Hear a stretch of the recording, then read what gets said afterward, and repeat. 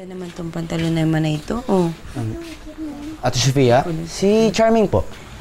Hindi ko alam. Oo nga. Lumabas po ba siya? Bay malay. Asan na si Charming? Gabi na. Hindi mo ba nagpaalam?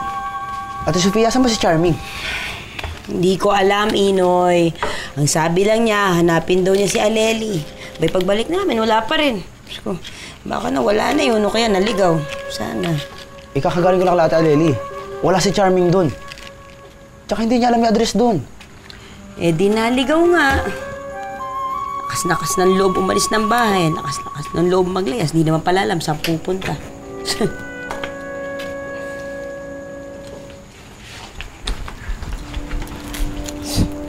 Bahala kayo maghanapan ngayon. Ay, Inoy. Ano, nahanap mo na ba si Charming? Hindi pa rin siya sumito eh. Nakarating na nga ako doon sa kabilang barangay pero wala si Charming doon. Asan na kayong pamangkin ko? Ako, nagtanong ka na ba sa mga tanod? Napuyat ka tuloy. Hindi ko sinabi sa akin, sana samahan kita.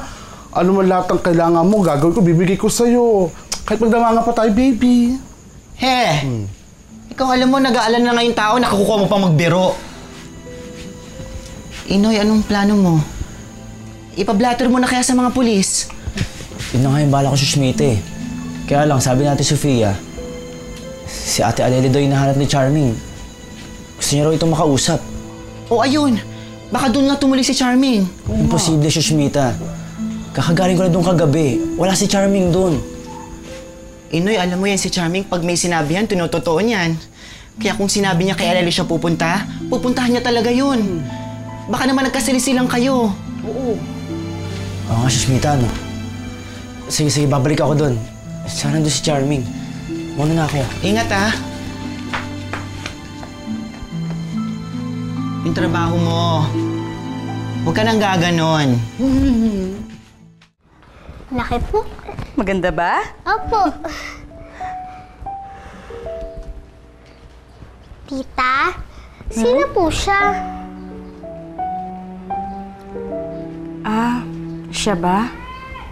Siya si Andrea, ang anak ko. Eh, nasan po siya? Di po ba siya nakatira dito? Nasa Amerika siya eh. May sakit. Matagal ko na nga siyang di nakikita eh. Miss na miss ko na siya.